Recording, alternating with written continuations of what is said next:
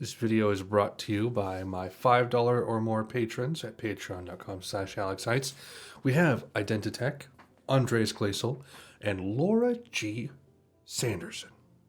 Thank you so much, everybody, for sponsoring this video. I hope you enjoy. Thank you. Elijah Craig, bourbon, and Coke today goes well with the fuzzy music or something. Hello, everyone. Welcome. I hope you're all doing well amidst this thing I'm about to say, which will really date this video. The Ebola virus.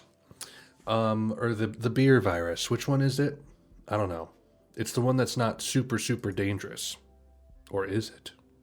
I hope you're all well. I hope you're washing your hands and not touching your face. And yeah, we are taking a small departure from David Bowie. We've done, 4 albums out of 10. The next one will be Station to Station, and then the Berlin trilogy. Really excited for that. But I decided, we just finished Aladdin Sane. The glam stuff is pretty much done. So it's like good time for a poll break. So we had a poll, and this just took off. This went haywire. Psychocandy got 88% of the vote. Trout Mask Replica, I think, got 1 vote, and the other 2 got nothing. These are patron-only polls. There are only 8 votes. So if you guys want to vote in these polls, just head on over to patreon.com/AlexHeitz. $1 a month is all you need to vote in these polls. Pretty basic stuff. So today we are doing Psychocandy by the Jesus and the Mary Chain. So this is the debut album from Jesus and Mary Chain. We got noise pop, alt rock, post punk, proto shoegaze. This is really interesting to me. Mainly these 2 brothers, Jim and William Reed. We have Douglas Hart on bass and Bobby Gillespie, from lead founding member of Primal Scream, on drums. Really interesting. So this came out in '85. It's a 38-minute long album, and it's supposed to be kind of this just sort of like an 80s alt rock, maybe a touch of noise, touch of post punk on here, and then just some fuzzy stuff that's kind of like the genesis of shoegaze to some degree. They're the shoegaze pioneers, if you will. Literally, they came from on the Mayflower, and they were playing with a ton of pedals, and everyone was like, wow, this is awesome. But then they landed on Plymouth Rock and they had to stop listening. Tragic. So, yeah, what's really interesting about this album to me is 14 tracks, and the longest one is 4 minutes, and the shortest one is 1:42. I have a soft spot for albums that have a lot of short tracks. I like just really quick ideas. Most of the time. Sometimes it's a little and they all kind of run together. But if they're just nice little individual snapshots that kind of stand apart, I really enjoy that. So I think we're just going to jump right in, guys. Just Like Honey, track number 1. This, I heard, was used at the end of Lost in Translation. So I have heard this song before. It's a pretty solid track. But let's go, guys. Come on.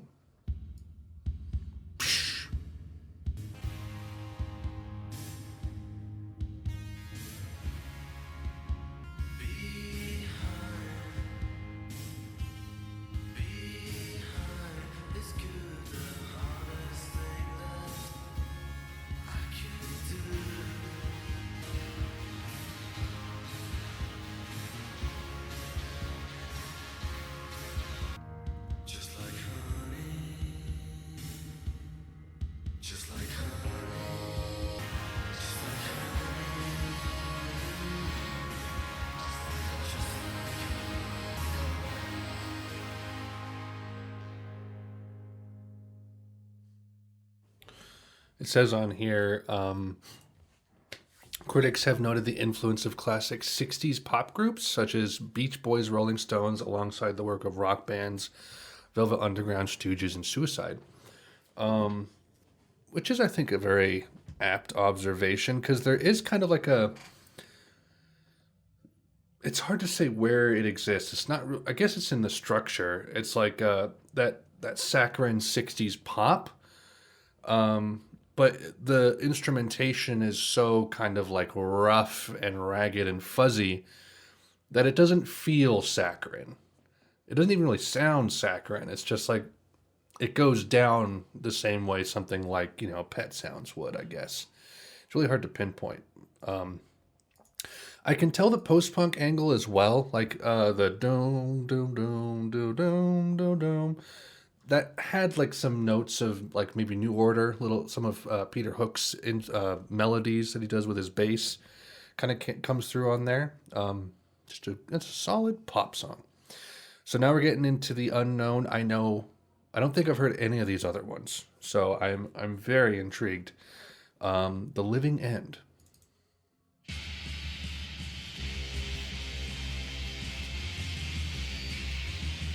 Velvet Underground.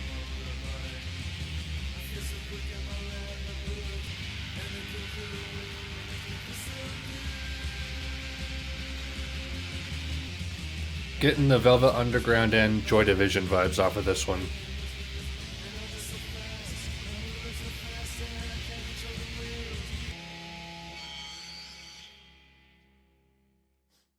This is going to be one of those missing piece albums, isn't it?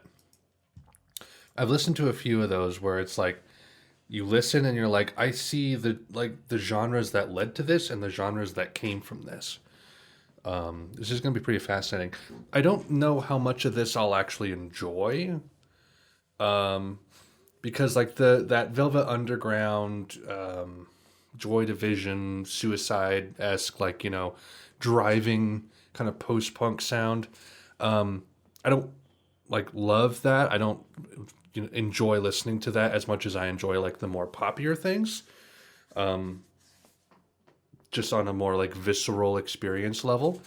I still appreciate them as much as I appreciate the pop tracks, but I'm interested to see how some of these songs go down because there seems to be like when you have a noise pop album combined with post punk, it's like the change of tone from Just Like Honey to The Living End was kind of like abrupt. Because Just Like Honey felt like this kind of shoegazy alt rock song from the 80s that I could see being, kind of. This album came out a year after Ocean Rain by Echo and the Bunnymen, which I want to listen to that album too. And I could kind of hear like elements of that. It's like, okay, yeah, mid 80s, I get it, pre shoegaze. And then The Living End is just this, like I said, Velvet Underground, Joy Division, Suicide song. So it's kind of like, whoa, that came out of nowhere. So this album could be all over the place. I don't know. It might be more of like a historical listen than like a visceral enjoyment listen for me, but I don't know. We'll see. Taste the Floor.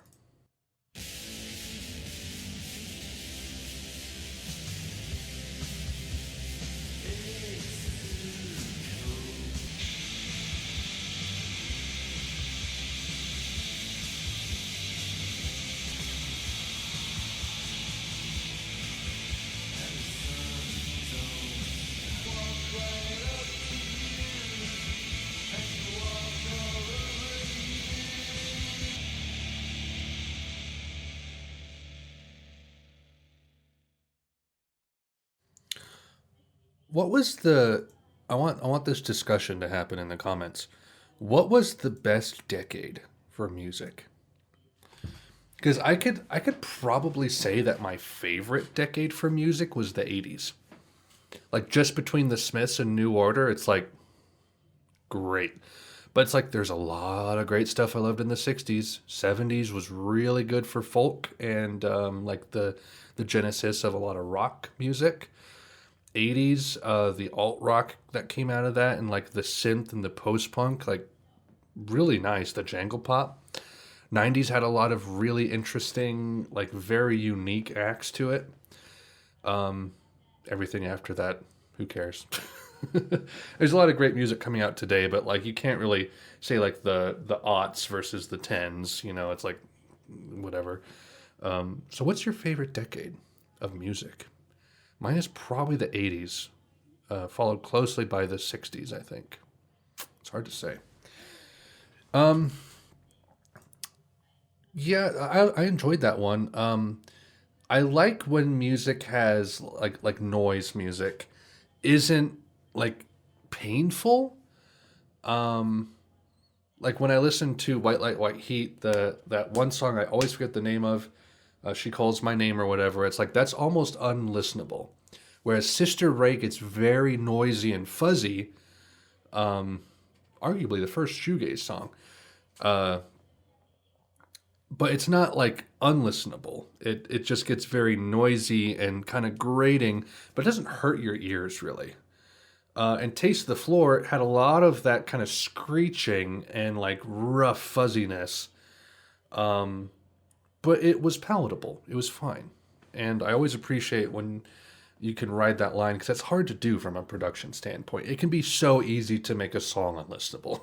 As someone who has recently finished an album, still working on music, it can be really easy to just like over crank something and it just like hurts your ears like hell. The Hardest Walk.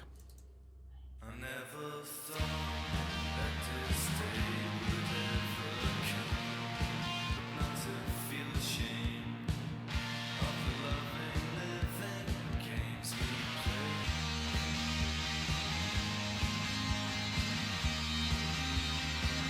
Is it me I feel so weak? I can't deceive.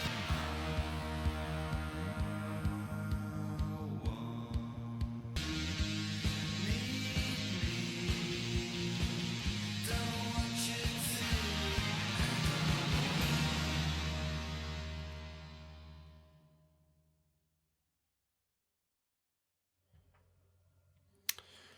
to. Um, it kind of felt like a different. How would you phrase this? Like a different thought on the Just Like Honey idea. There's a lot of the Just Like Honey ethos in that one. Almost enough to make it like indistinguishable from the actual song. Like that didn't leave much of an impression because it felt like the shadow of Just Like Honey. Weird. It's fine though. Cut Dead.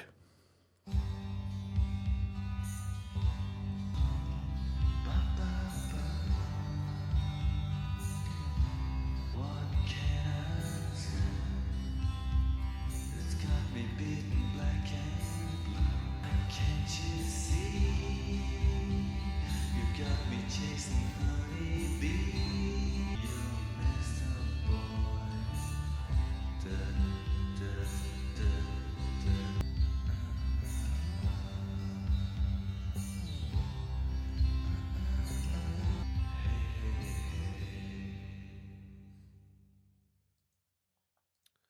I can see a couple things. First off, this isn't really a song by song album. This is just an album. And what I mean by that is it's like you can't really pick apart one song from the next because they all have a very similar ethos and aura and atmosphere. Save for The Living End. That's been the most drastically different so far of the five that I've heard. Yeah, this feels like a full album listen. Like you just put it on from beginning to end, and you get an experience rather than like song, song, song, song. I like this one. I don't like this one, etc., etc. These all kind of run together, and I mean that in like a they don't sound the same as much as like they just run like in an arc. Also, I see this really informing the Manchester music, like the Stone Roses Oasis kind of movement that happens later. Getting a tiny hint of that in the I guess the tone or the melodies maybe. This kind of seems like a stepping stone to the Manchester genre, somewhat, not a lot, but somewhat. Anyway, in a whole,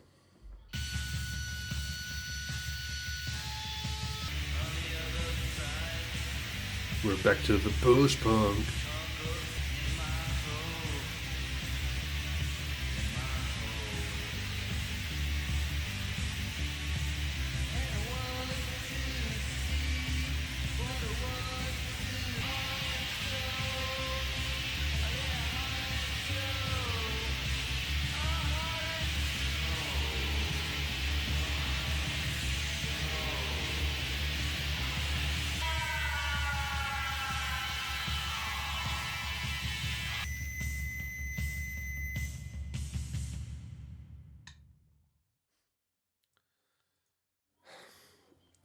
I think this album is good so far.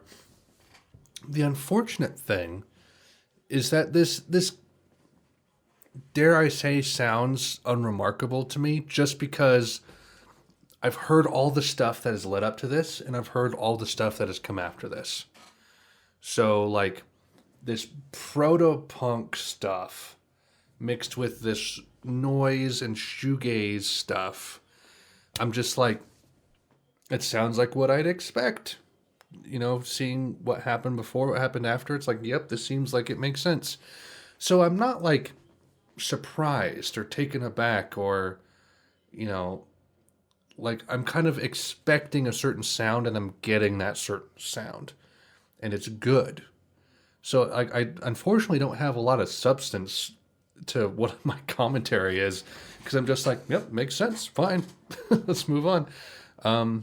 Yeah, let's just keep trucking though. About halfway through, Taste of Cindy. Crack your dawn. City's moving on.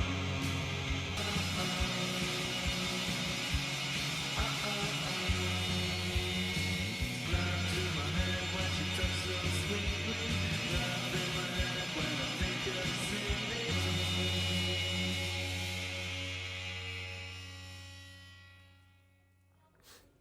That was a cool combination of like the noise and like the really good '60s pop angle. That was cool. But again, it's just kind of like par for the course. You know, there's a lot of mixture happening on here, so that was kind of a type of song that I was hoping to get at some point was like a noisy '60s pop sounding song, and I got it. Check off the list. Good.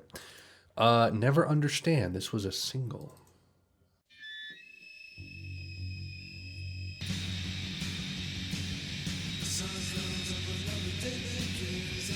You can totally hear Stone Roses in this.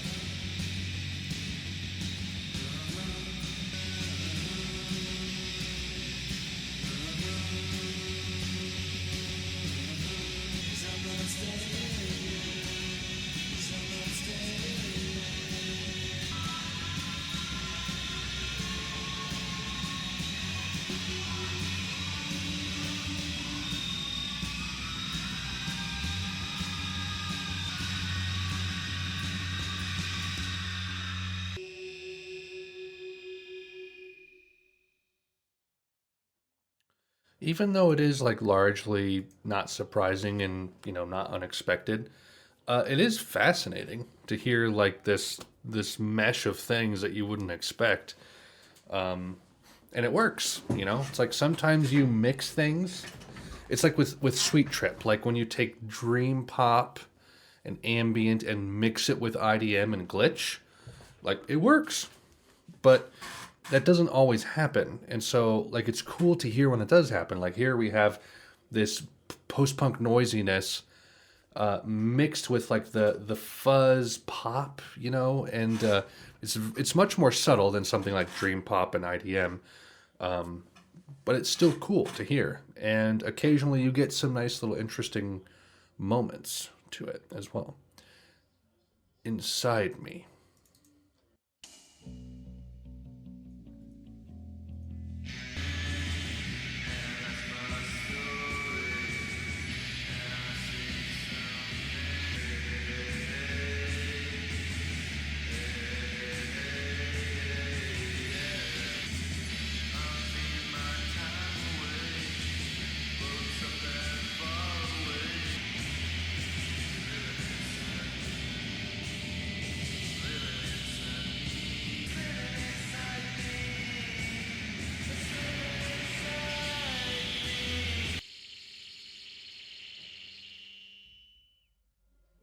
There it is. Let's keep going. Sowing Seeds.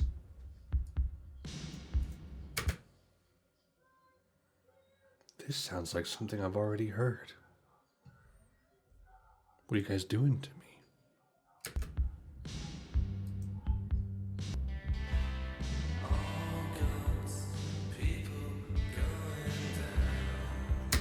Okay, if this doesn't contribute to my claim that this is like a full album listen rather than a song by song listen, I don't know what does.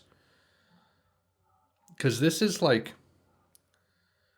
borderline lazy, but it seems intentional. You know what I mean?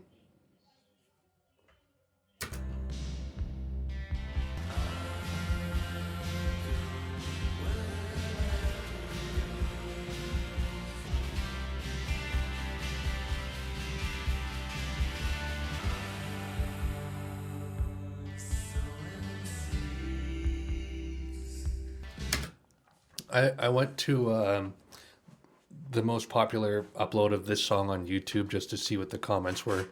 You know, people saying like this is just like honey.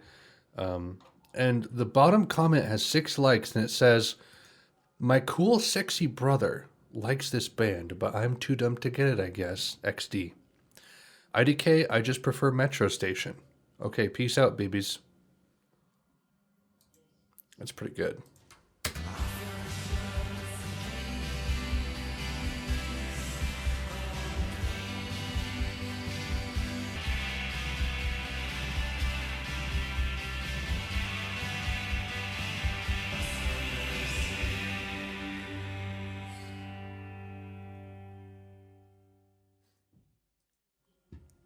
I kind of like that one more than Just Like Honey, honestly. I think it had more interesting moments, just a handful. Cool riff. Um, wow. My Little Underground.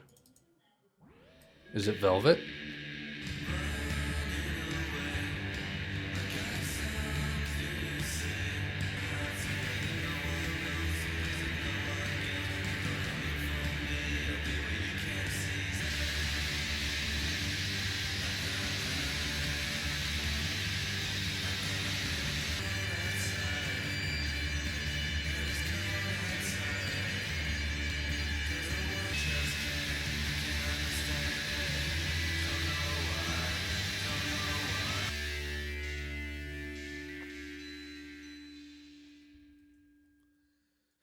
Nothing new to say, just still good quality music, you know?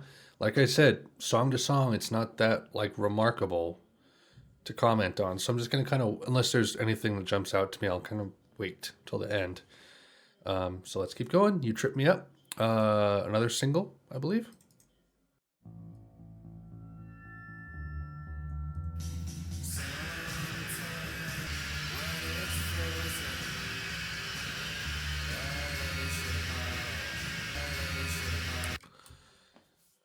This has like a splattering of Buddy Holly on it. Like I'm getting Every Day and what is it? Silence Kit from Crooked Rain by Pavement. It's like da da da da da da da da da. I'm getting like elements of that melody in some of these vocal lines. So again, another kind of like callback to the '60s pop.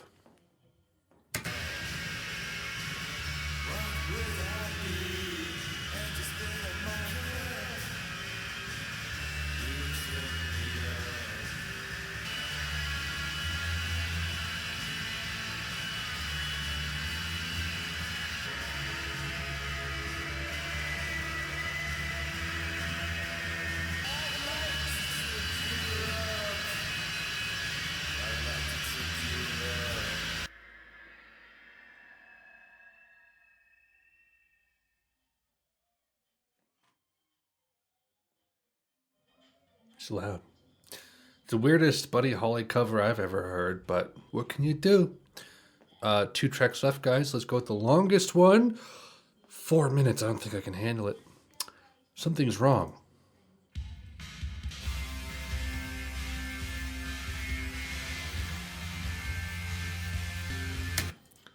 Okay, so the Strokes are coming out with a new album. You guys might know where I'm going with this. They came out with a single a month ago that sounds like this.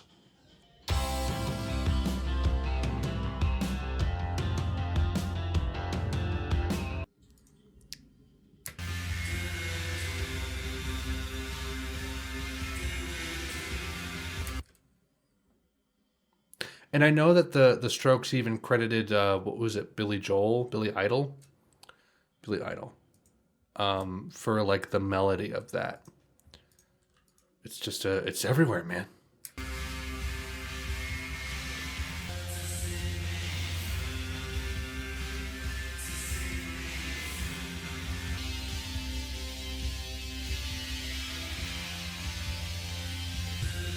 Making bad decisions, making bad decisions.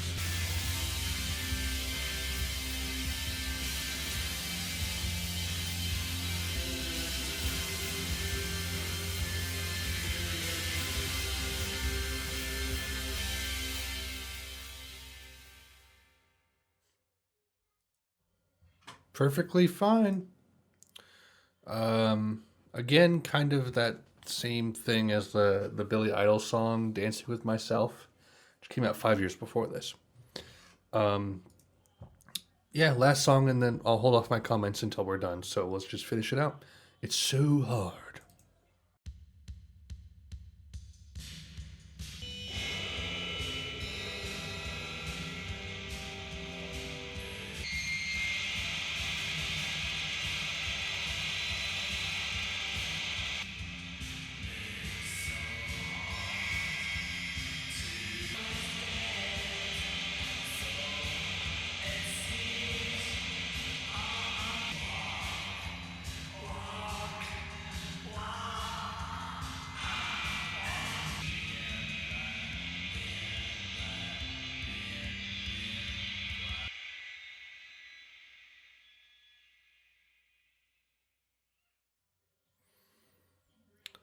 Um, that's a weird choice for a last track.